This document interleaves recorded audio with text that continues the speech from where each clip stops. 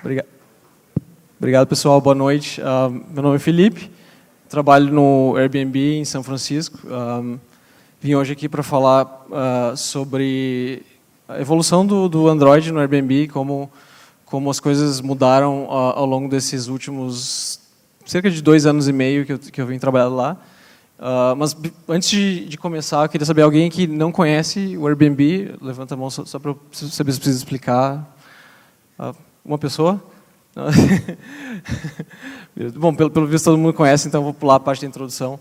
Mas só para fazer um paralelo engraçado aqui para quem não conhece, bom, eu trabalho na sede do Airbnb, fica em São Francisco, na Califórnia. E quem já ouviu falar de Califórnia, de repente pensa em uma praia, assim, um dia ensolarado, né, um lugar bonito, assim, mas na verdade São Francisco nada mais é do que isso aqui. Isso aqui é Golden Gate Bridge e em São Francisco todos os dias tem essa neblina violenta que às vezes não consegue enxergar nada além de 2-3 metros na frente. Então tem até um nome para essa neblina da cidade. Então é um fato interessante. Mas não vim aqui para falar de São Francisco, isso é só uma curiosidade. Eu queria começar dando uma visão geral primeiro sobre a empresa, sobre como é que a gente trabalha, dar uma perspectiva de tamanho e depois entrar nos detalhes de como é o Android no Airbnb. Hoje a gente tem 22 escritórios pelo mundo, são a maioria nos Estados Unidos e Europa, alguns na Ásia, tem até inclusive aqui em São Paulo. Mas desses 22 escritórios, só 4 deles têm engenharia. A propósito, quando eu me referi a engenharia, eu estou falando de engenharia de software, obviamente. Então, tirando Beijing ali do mapa, vocês podem ver que tem um padrão, né? Todos eles ficam na América do Norte e todos eles ficam na costa oeste. E além do fato de estarem no mesmo país e na mesma costa, tem outro detalhe bem importante que fez com que esses 3 escritórios sejam os principais que tem engenharia, é que eles estão no mesmo time zone, né, no mesmo fuso horário. Então, foi uma decisão explícita do time, foi decidir que seria muito mais fácil expandir o time de engenharia que começou em São Francisco, né? Então, São Francisco começou hoje tem um escritório de cerca de 3 mil pessoas, cerca de 500, acho que mais de 500, eu já perdi a conta, mas mais de 500 engineers, e depois de São Francisco veio Portland, e agora está começando a expandir em Seattle, todos ficam na mesma time zone, ali na costa oeste dos Estados Unidos. Então fica mais fácil, né, para colaborar, todo mundo começa e termina de trabalhar no mesmo horário, então facilita. E Beijing é como se fosse um caso à parte, é uma exceção à regra, porque o Airbnb está crescendo bastante na China, então está com uma frente de criar uma marca específica, criar uma posição, que é um mercado que está crescendo muito, então foi uma exceção a essa regra. Mas, seguindo em frente, falando agora, movendo mais para a parte da tecnologia mesmo, do que a gente faz lá. No time de Android, a gente tem hoje um repositório, né, um repositório de Git que a gente usa. Só que o mais interessante é que não é só um repositório, que é um repositório, na verdade, só que é um repositório tanto para Android quanto para iOS. Então, essa aqui é mais ou menos a estrutura do nível top do repositório. A gente tem um que a gente chama de monorepo, que é um termo em inglês que significa um repositório único, né, para as duas apps. E a gente tem a app iOS, a app Android, tem código React Native, que eu vou falar mais adiante, e tem DLS, que é não vou entrar muito no que é o DLS, mas é basicamente significa Design Language System, que é como se fosse um padrão visual de tipografia, espaçamento, cores, ícones, que é compartilhado por todas as apps, inclusive a web. Então, é um padrão que tem um conjunto de bibliotecas, tem um conjunto de métricas que é compartilhado por todas as apps, então ele também faz parte desse monorepo. Essa migração aconteceu mais ou menos 1 ano atrás, foi em julho do ano passado. Antes disso, as apps eram separadas, então tinha um repositório para iOS e outro para Android. Na verdade, o engraçado é que fui eu mesmo que fiz essa migração. A gente separou 2 ou 3 dias para fazer. Então, foi basicamente um Git move gigantesco. A gente moveu todo o histórico do Android para o iOS. E, claro, que durante alguns dias houve um pouco de... foi um desconforto para alguns desenvolvedores, porque foi muita coisa mudando. Então, foi um pouco de complicação por alguns dias, mas eu acho que no longo prazo foi a decisão correta. Na minha opinião, aqui eu estou dando não só fatos, mas também minha opinião. Eu acho que, em retrospecto, foi uma boa decisão, principalmente pelo fato de que o Airbnb investe em React Native, né, que o fato de ter o monorepo facilita muito o compartilhamento de código. E isso é uma coisa que eu vou falar um pouco mais também mais adiante. Seguindo à frente, para falar de alguns números, esse repositório tem hoje 67 mil commits, tem 4 GB de espaço que ele ocupa em disco, isso antes de fazer o checkout, né? Então, quando tu clona e começa a fazer alterações, ele já começa a aumentar, né? Porque o Git começa a fazer tracking dos seus commits em outros branches, né? E começa a crescer, então, na minha máquina já está com mais de 10 GB. E são 245 desenvolvedores que já fizeram commits nesse repositório. Isso, claro, não são todos eles desenvolvedores mobile. Eu estimo que cerca de 50% desses 245 sejam mobile, então mais ou menos 40 a 45 de cada plataforma seriam full-time, né? São desenvolvedores mobile que trabalham o tempo todo e outros trabalham, né, às vezes trabalham no back-end, troca para mobile, faz uma feature aqui, outra ali, então varia um pouco. Mas total, esses 245 são pessoas que já em todo o histórico já fizeram contribuições.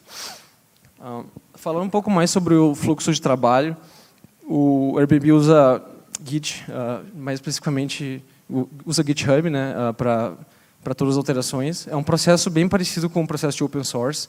Então, a gente usa, na verdade, o GitHub Enterprise, que é a mesma coisa que o GitHub.com, só que ele roda na infraestrutura dentro da empresa. O processo ele usa pull requests, então é como se fosse um projeto open source normal, né? Cada alteração vem através de um pull request. Algum outro desenvolvedor faz o code review, tem um processo de comentários, e no final tem alguém faz o approval, né? Então, nesse caso aí do screenshot, um desenvolvedor aceitou a alteração e no momento que a alteração foi aceita, e depois que todos os status checks estiverem verdes, né, que é o que está ali embaixo, daí é possível fazer o merge das alterações. Outro detalhe importante é que a gente usa só Squash and Merge. A gente decidiu por usar essa opção que ela é mais simples. Ela compacta todos os commits da alteração em um só commit, então simplifica um pouco no histórico. O histórico do master fica mais limpo. Então, são alguns detalhes que a gente usa. A gente tem algumas outras integrações também em cima do GitHub. Vocês podem ver também que tem ali no screenshot, tem Deploy Board, que é um sistema interno. Então, tem algumas automações em cima dos pull requests para fazer essa... colocar labels, tirar labels, né, coisas assim. Fora isso, abrindo um pouco naquele painel ali dos status checks para falar um pouco mais sobre o tipo de coisa que a gente verifica. É bem mais, né, do que um repositório público. A gente tem de 10 a 15 checks que rodam por cada pull request, pelo menos. Esse aqui é um exemplo de uma alteração na app Android, né? Então, vocês podem ver ali que tem status checks que para code review, que é required, ou seja, não é possível fazer o merge sem que o code review tenha sido aceito. A app ela é hoje compilada tanto com Buck quanto com Gradle. Então, é testado nos dois sistemas de build. Também roda no Firebase, então o TestLab roda os testes com Expresso. Tem alguns outros testes que rodam em cima do código JavaScript, que não estão aparecendo ali, mas são coisas mais pontuais. Mas, então, basicamente, existem uma série de status checks que rodam, e no momento que tudo estiver verde, pelo menos os required checks, que são aqueles que têm um labelzinho do lado, aqueles ali são os que precisam passar para que a alteração possa ser aceita. Movendo um pouco para frente, dar alguns outros números de tamanho, de quantidade de pessoas que fazem alterações no código e o crescimento da empresa também. Esse gráfico é basicamente dos últimos 2 anos e meio. Janeiro de 2015 é quando eu entrei. Na época nós tínhamos... eu fui o engenheiro Android número 8, então eram 8 engenheiros Androids. Hoje a gente tem cerca de 40 e alguma coisa. Ninguém sabe ao certo o número, né, é difícil de saber exatamente, mas é cerca de 40 a 50. Esse número tem mais ou menos dobrado a cada ano, então a gente foi de 8 para 16, 32. Então o crescimento tem sido bastante rápido. E vocês podem ver também que o número de equipes também cresceu. Né, então no início a gente tinha um time só. Era um time com 8 desenvolvedores, né? Então todos os engenheiros Android e iOS, né? Eram 2 times. Todo mundo sentava junto, né? Trabalhava junto.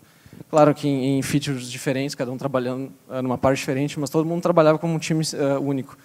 Hoje a gente tem com 40 pessoas, é muito difícil de trabalhar como um time só, né? É gente mais para sentar junto, até nem tem espaço hábil, né? Para todo mundo se enxergar e nem o tempo todo, nem todo mundo está no escritório o tempo todo. Então, essas pessoas foram quebradas em times individuais. Então, são times funcionais. Então, tem time de search, tem time de pricing, de host, de guesting. Então, cada área do produto é mantida por um time diferente. Então, cada time tem um desenvolvedor iOS, um desenvolvedor Android, um desenvolvedor web. Então, esses times eles são como se fosse independentes mesmo, tem o seu próprio roadmap, eles têm as features que eles trabalham, tem todas as suas métricas, então eles trabalham como se fosse uma mini empresa dentro do time maior. Então, tentei passar uma ideia de crescimento através desse gráfico, não está muito assim visual, mas acho que dá para ter uma ideia desse crescimento, que ele basicamente tudo dobra todo ano, então tráfego dobra, número de funcionários dobra, o número de commits dobra, então o número de commits está diretamente atrelado ao número de desenvolvedores, nesse caso. Então, a gente pode ver que basicamente é um crescimento que é exponencial. Outro número interessante é o número de linhas de códigos Java, que esse número eu tentei buscar para também dar uma perspectiva. Hoje a gente está com praticamente cerca de 400 mil linhas de código Java. 2 anos e meio atrás a gente estava com 125 mil, então quadruplicou, né, em 2 anos e meio. Mas outro detalhe interessante que não aparece nesse gráfico é o número de linhas de código XML. Código não, né, porque a gente não considera XML como código, mas os recursos, né, os layouts, views na app, a gente tem cerca de 300 mil linhas de XML, ou seja, tem quase tanto XML quanto código Java. Então, esse é um número bem importante para ter em mente.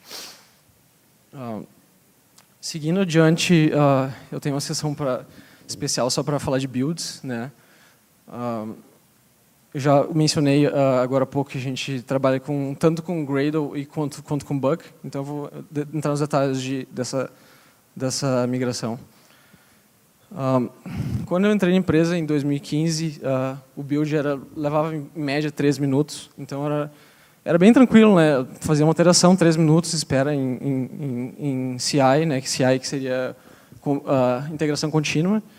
É tranquilo, 3 minutos é um tempo hábil que a gente consegue esperar, até não perde foco no que está fazendo. Mas hoje a gente está em 20 minutos, ou seja, em 2 minutos e meio, em 2 anos e meio, esse número já está extremamente cresceu absurdamente, então já é impossível, ninguém consegue manter o foco numa tarefa só por 20 minutos, né? Tu acaba te distraindo, vai fazer outra coisa. Então, o problema do tempo de build foi cerca de 1 ano atrás começou a se tornar um problema muito grande para nós, que daí foi quando a gente começou a olhar na questão do bug, né? Esses números são de CI, mas para desenvolvimento, durante a iteração de desenvolvimento, se não me engano, em 2015 era questão de 1 a 2 minutos no máximo, e hoje está em, acho que 5 a 6 minutos para uma alteração. Ou seja, faz uma alteração, digamos que altere um método ou uma linha de código XML, né? Imagina ficar 5 minutos esperando, olhando para a tela. Ninguém consegue manter o foco durante todo esse tempo. Então, ficou claro para a gente que precisava fazer alguma coisa para resolver esse problema. Foi daí então que a gente começou a olhar no Buck, né? Então, Buck é um animal, né? Sei lá por que escolheram esse nome, mas botando a imagem para ilustrar, enfim, é uma ferramenta de build criada pelo Facebook. Ela é relativamente nova e tem um foco bem forte em performance. Então, o que é uma questão bem importante para nós. Então, o Buck ele foi final do ano passado, foi onde a gente começou a olhar nisso porque era basicamente não tinha outra opção, a gente precisava fazer alguma coisa para resolver o problema do tempo de build com o Gradle, que estava muito alto. A frustração estava muito alta, todo mundo estava reclamando. Enfim, então a gente começou a olhar no Buck. A gente teve, de certa forma, sorte, porque alguém já tinha passado por isso e tinha criado um plugin, é um Gradle plugin que faz toda a geração dos arquivos de configuração do Buck automaticamente baseado no grafo de dependências do Gradle. Então, basicamente, isso é muito simples. Tu só aplica o plugin e ele analisa todo o teu build e gera os arquivos de configuração. Isso ajudou a gente bastante em termos de reduzir o tempo dessa migração. Então, acredito que tenha sido em torno de 3 a 4 semanas para a gente ter um build funcionando com Buck, né? Então, Buck, Android e Gradle funcionando em paralelo. E se a gente não tivesse achado esse plugin que chama OKBuck, se alguém tiver interesse, esse é o nome, se não tivesse esse plugin, teria levado muito mais tempo. Então, hoje a gente usa o Gradle como a fonte da verdade, né? Toda a configuração é feita em Gradle, mas a gente usa os arquivos do Gradle para gerar a configuração do Buck. Outros detalhes sobre o Buck é que ele tem foco agressivo em performance, né? Que eu já tinha mencionado, ele tem a cache agressivo. Então, teve uma diferença bem drástica em comparação ao Buck, em comparação ao Gradle. Então, depois que a gente fez essa migração, a gente chegou nesse número. Esses números são atuais, de as of semana passada. Né? Então, a gente está em 20 minutos, mais ou menos, para o Gradle, que continua aumentando. E o Buck está hoje em 8 minutos para um clean build. Então, a gente considera uma vitória. Né? Foi muito... ajudou muito o time em termos de ajudar a gente a conseguir continuar movendo com velocidade. Então, a gente não ficou sendo atrasado por builds lentos. E apesar de que hoje a gente tem que manter os dois sistemas de build, mesmo assim eu considero que foi uma vitória por esse speed up que tem basicamente a metade do tempo. Para desenvolvimento é em torno de 1 a 2 minutos com Buck, e com o Gradle está em 5 ou 6 minutos. Então, é basicamente metade do tempo. Então, para a gente foi muito proveitoso fazer isso. Inclusive, outro detalhe é que várias outras empresas grandes começaram a olhar isso mais ou menos na mesma época que nós. Ou seja, se não me engano, Uber, Lyft, Twitter, várias empresas também tiveram esses mesmos problemas. Todos passaram por esse problema. Então, as pessoas começaram a procurar soluções, então teve um monte de colaboração, várias empresas se ajudaram, então os desenvolvedores por trás dos panos, assim, é uma maneira estranha de falar, mas todo mundo se ajuda, então teve bastante colaboração entre as empresas para que isso funcionasse, então acho que isso foi crucial também. Outro detalhe importante do Buck é que ele funciona melhor quando tem uma app que é modularizada, então lá 2 anos e meio atrás a gente tinha uma app que era um módulo só, tinha, né, uma app normal com um projeto inteiro, com todo o código lá dentro. E apesar de que o Buck ajudou, né, a tornar o build mais rápido, a gente não conseguiu ter a melhoria que ele pode proporcionar se tu tiver uma app modularizada. Então ele foi feito para apps ou para projetos com módulos pequenos e autocontidos, né? Então se tu faz uma alteração no código que está dentro de um módulo X e tem outros 20 módulos, ele obviamente vai verificar se aquela alteração afeta algum outro módulo, mas se possível o Buck vai sempre compilar o mínimo de código possível e também funciona tem um módulo que chama Exopackage, que ele funciona parecido com Instant Run, e daí ele só envia as alterações para o device só do código que foi alterado, então também isso ajudou bastante no tempo de desenvolvimento.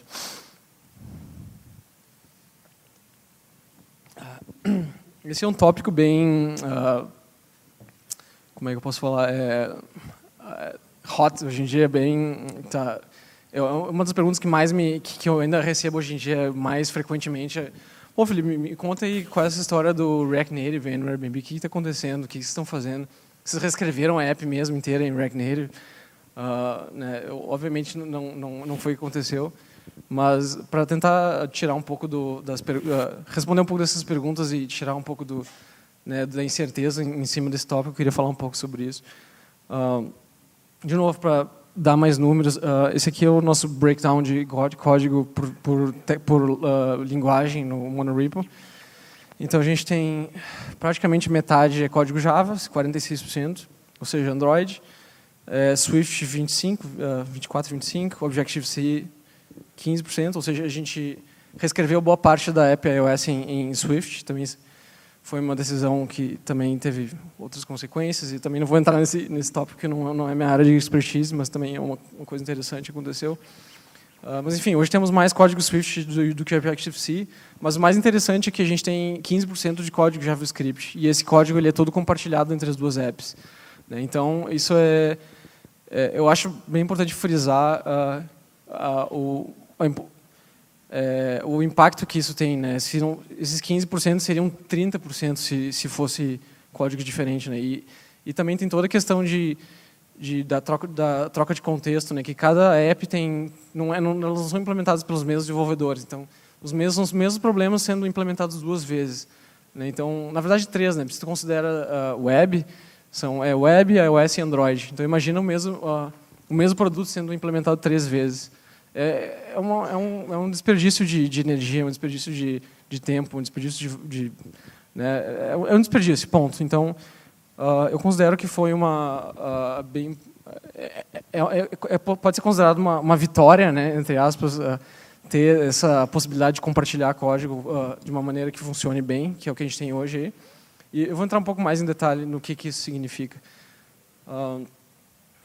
Desse código que está compartilhado hoje, ele é todo, né, React Native e tem várias vantagens. Né?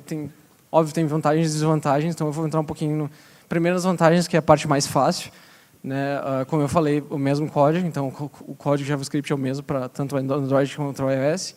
A experiência hoje ela é muito, muito boa, então se vocês usam a app Airbnb no celular de vocês, Android, é bem provável que vocês já tenham interagido com um fluxo que seja em React Native. Espero que ninguém de vocês tenha reparado que a experiência é inferior ou que parece diferente. A ideia é que ela pareça o máximo possível idêntica à escrita em linguagem nativa. Né? Então, a gente tem hoje, só para dar um outro número, a gente tem 220 telas, mais ou menos, em React Native em cada app. Então, enfim, seguindo adiante, o paradigma do React é o mesmo usado pelo React Native, bastante popular já. E o Airbnb é uma empresa que tem vários desenvolvedores web, então para nós foi fácil só mover uma força, toda essa gente que já sabia React, já trabalhava com web, então poderia usar esse conhecimento e aplicar para mobile. Então a gente pôde ter foi muito vantajoso no sentido que a gente pôde address um problema de falta de mão de obra mobile, que a gente esse problema existiu e ainda existe, claro, mas foi possível realocar várias pessoas do web para mobile óbvio que elas não precisaram repreender o mobile do zero, que seria muito trabalho, e elas puderam ser produtivas com uma boa velocidade, que foi bom para nós. Outras vantagens é a questão do code push, né? A gente não está usando hoje, mas o Airbnb provavelmente vai implementar uma solução própria, mas é possível, né, mandar updates do JavaScript Bundle over the air, ou seja, não é preciso mandar um update da app para que tenha uma versão nova. Ele simplesmente tu pode fazer upload e a app faz download do código JavaScript e não precisa ser recompilado nem nada. Então, mais uma vantagem. E o ecossistema é muito, muito, muito ativo. Se vocês forem no GitHub do React Native, tem, sei lá, 50 mil stars, muita gente comentando. Ou seja, tem muita atividade em volta disso. Ou seja, é uma coisa vantajosa também a respeito. Agora, a parte não tão boa, né? Os desafios ou os problemas, né, que a gente teve. Eu considero, na minha opinião, acho que o preconceito é o principal e é um dos mais difíceis de resolver, né? Muita gente ainda considera React Native como sendo é mais uma tecnologia híbrida, né? Não é igual ao nativo, não confio, né? É mais devagar, mais lento. Então, tem muito preconceito, muito, né, concepção das pessoas que às vezes se fecham para aquilo. E eu acho que, como bons tecnologistas, a gente tem que sempre manter a mente aberta, né? Então é importante que a gente sempre se mantenha aberto ao que é de novo, que esteja sempre disposto a aprender. Então, a gente tem que, né, é um framework que não é o nativo que o Google criou. Beleza, mas vamos ver como é que funciona por trás dos panos, né? Vamos ver como é que ele funciona, como é que ele performa. E muitas vezes vocês vão ver que vocês vão ficar surpresos do que o React Native consegue fazer. Outro problema é o impacto no tamanho do APK, né? Isso é importante no Android porque o nosso APK já era grande, hoje está com mais ou menos 45 MB, o que é bastante grande, na verdade. E desses 45, acredito que de 5 a 10 MB vem só do React Native, ou seja, tem uma biblioteca nativa, né, que é o JavaScript Core, que é um runtime JavaScript que roda no device. No iOS isso não é necessário, porque o iOS já tem o JavaScript Core, então no Android ele precisa ser shippado junto com a app. E também tem o bundle JavaScript, né, que é basicamente um arquivão gigantesco, minificado, que todo o código está lá dentro, então ele vai como um asset na app. Então tudo isso contribui para o tamanho da app. Então, para quem se preocupa muito com o tamanho, isso provavelmente vai ser um blocker. A complexidade no sistema de build é um problema também. Para quem, principalmente no Airbnb, onde nem todo mundo trabalha com React Native, muita gente não queria ter que se preocupar com isso durante o fluxo de desenvolvimento, né? Eu só quero rodar a app e testar, né? Eu não quero ter que me preocupar com mais uma coisa. Então, para a gente era importante que todo mundo pudesse desenvolver sem ser afetado no seu dia a dia, né? Então, o React Native precisa, se tu quer desenvolver, tu precisa rodar o packager, que é um processo separado, e daí se tu não está rodando o packager, ele pega o bundle que foi shippado junto com a app. Então, ele é bem mais complexo, né, em termos de build system, né? Tu tem que ter isso integrado de uma maneira seamless, dá um pouco de trabalho. Então, para nós, um dos erros foi não reconhecer essa necessidade e só atacar esse problema mais adiante. Então, muita gente ficou frustrada, né, porque a app, abria a app e quebrava, né, durante o desenvolvimento. Está faltando bundle, tem que rodar o packager, mas eu não tenho packager, né, tem que rodar Enfim, são vários steps que tem que sim, se levar em conta. Então, tem que ter uma infraestrutura em volta disso. Outros problemas também são localização, né? Então, strings têm que ser localizadas tanto no nativo quanto no JavaScript, né? Tem deep links que às vezes precisa, né, receber um link que vai abrir um fluxo no React Native. Como é que tu né, cuida desse caso? No momento que a app abre a app, tem bootstrap de todo o JavaScript runtime. Então, são várias coisas que tem que ser levadas em consideração. Outros pontos importantes também no Android, o React Native não suporta 64-bit, então é necessário que a app rode em 32-bit, em modo de compatibilidade. Esse foi um problema também. Tem alguns crashes aleatórios que acontecem em produção que ninguém sabe ao certo por que acontecem. Enfim, existem problemas que precisam ser né, cuidados e, obviamente, não é um passeio no parque.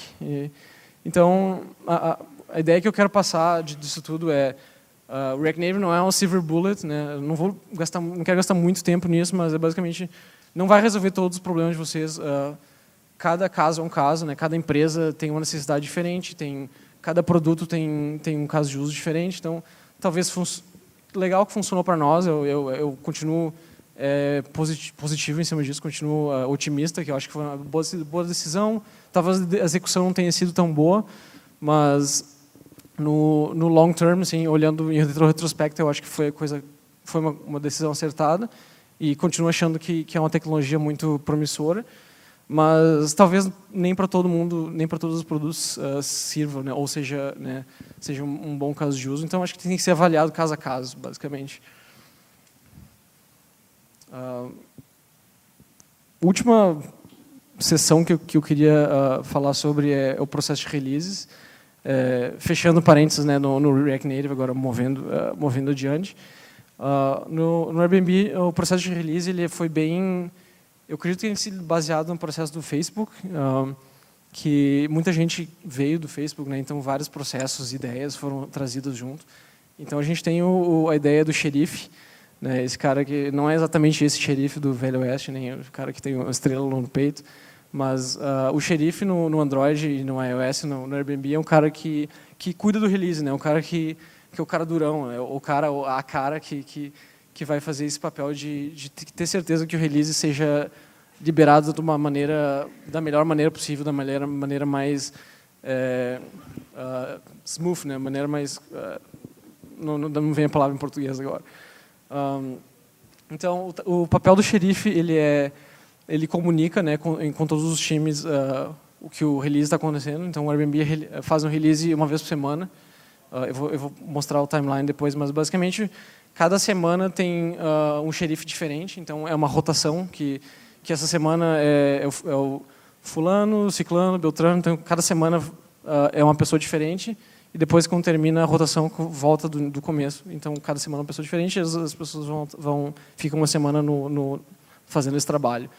Então, o xerife, o papel dele é garantir que o release seja liberado sem problemas maiores. Então, ele tem que monitorar a produção, verificar se não tem nenhum spike de crashes, né? Se a app começar a quebrar muito naquela versão, significa alguma coisa errada. Então, ele também é responsável por verificar que os pull requests sejam seguros, né, naquele release. Então, ele também faz alguma atualização de strings, ele faz o upload da app para o Google Play. Então, basicamente, tem uma série de passos que ele vai fazendo toda semana. E analisando agora em retrospecto, a gente provavelmente poderia ter feito um melhor trabalho nessa questão do xerife, porque durante muito tempo ele foi uma série de passos manuais, onde era basicamente uma receita cada dia da semana. Segunda-feira tu faz isso, terça-feira tu faz isso, quarta-feira tu faz isso. Mas em vez disso a gente deveria ter automatizado esses passos, porque não faz sentido para uma pessoa fazer um trabalho mecânico, né, quando a gente poderia ter automatizado isso. Hoje vários desses passos já foram automatizados, mas nos demorou muito para tomar essa iniciativa, porque é sempre uma pessoa diferente, então não é sempre a mesma pessoa que está sofrendo aquele penalty, aquele custo. Então era um custo que foi sendo diluído ao longo do tempo. Então talvez a gente tenha demorado demais para automatizar aqueles passos. Como eu falei, o release do Airbnb é uma vez a semana, então toda quarta-feira é feito um novo upload para Google Play. A gente tem esse processo de branch cut na quinta-feira, que é o primeiro dia do ciclo, né? Então, branch cut nada mais é que criar um branch novo no Git. Então, esse processo costumava ser um processo manual, onde alguém ia lá na sua máquina e criava um branch, fazia o push. Hoje em dia ele já é automatizado, mas ele ainda existe, marca o início do ciclo, né? Que é na quinta-feira. Na sexta-feira, depois que é criado esse branch, a app é submetida para QA. Então, além de testes automatizados, obviamente, tem uma empresa terceirizada que faz o QA, os testes manuais da app. Então, essa empresa, né, tem um plano de teste que eles rodam em cima de cada release, então eles reportam os bugs. Então, uma das tarefas do xerife é trabalhar com essa empresa para que os bugs sejam reportados, que eles sejam atribuídos aos desenvolvedores que precisam corrigir aqueles bugs. Então, ele faz todo esse meio de campo entre essa empresa e o time de desenvolvimento. Além disso, a gente tem esse processo que costumava ser chamado de cherry picks, que não faz sentido nenhum em português, mas basicamente já foi também esse nome já mudou, mas a ideia é que eu acho que eu vou passar um pouquinho para frente, depois eu volto aqui para mostrar o que significa isso. Basicamente, o cherry pick, esse aqui é o nosso, seria uma timeline em termos de branches, né? Ali embaixo a gente tem o master, que é o branch principal, e o branch cut seria aquela primeira bolinha vermelha na esquerda, a gente está falando Android Release 17.24. Aquele seria o branch cut, onde foi o início daquele release. E sempre que tem alguma alteração que vem do master para o release, na verdade, voltando um pouquinho, aquele release ele não é alterado mais, né? Depois do branch cut, ele como se fosse um code freeze, ele fica em processo de estabilização. E no momento que é encontrado um problema crítico no master, se esse problema precisa ser corrigido naquele release, a gente faz esse processo de cherry pick, que seria coletar aquela correção do master e enviar também para o release branch.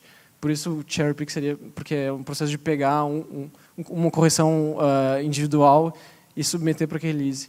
Então, uma das tarefas do xerife é justamente fazer o code review dessas correções, né? Então, quando tem um bug crítico, ela vai fazer o code review, vai ver se é seguro, né, fazer esse cherry pick, porque quanto mais adiante no tempo, menos tempo para qualificação vai ter, né, nessa alteração. Então, daí no final do ciclo é feito o upload para o Google Play. Mas voltando aqui, que eu pulei alguns slides, enfim, começa na quinta com o branch cut, sexta-feira vai QA, cherry picks, segunda-feira a mesma coisa, né, continua o processo de qualificação. A gente tem 4 build types diferentes para Android, tem release, debug, tem QA, tem beta e alpha, né, que daí são os tracks da Google Play. Então, baseado, nesse caso, a gente faz um build de QA, que ele tem algumas feature flags, que algumas features são desabilitadas, outras são habilitadas, dependendo do tipo do build. Né, só para explicar por que a gente tem todos esses build types. Né, a app que vai para o release, talvez tenha algumas funcionalidades que não estão no QA, mas estão no debug. Então, tem todo um sistema de habilitação e desabilitação de features que ele pode ser controlado através de qual build type que a app é. Então, no momento que a gente chega na terça-feira, que já é o último dia desse processo, né, a app já foi testada ao longo de 4 dias, e daí, se ela estiver stable, né, se a app está testada, nenhum bug crítico, a gente faz upload para 20% do Google Play. Né, a gente pula 1%, 5%, né, vai direto para 20%, porque eu não sei, provavelmente motivos históricos, mas a gente vai para 20%, né, deixa ali por um dia. Então, por 24 horas, a app fica ali em 20% do Play Store, a gente faz monitoramento de crashes, vê se não tem nenhum problema muito crítico. E daí, se tudo der certo, né, beleza, quarta-feira vai para 100%, e daí, basicamente, volta, né, para o ciclo, para o início. Daí corta outro branch cut, e daí é criado um novo branch, e daí tudo começa de novo. E daí a gente vai para esse fluxo que eu tinha mostrado, que é a última bolinha lá no final.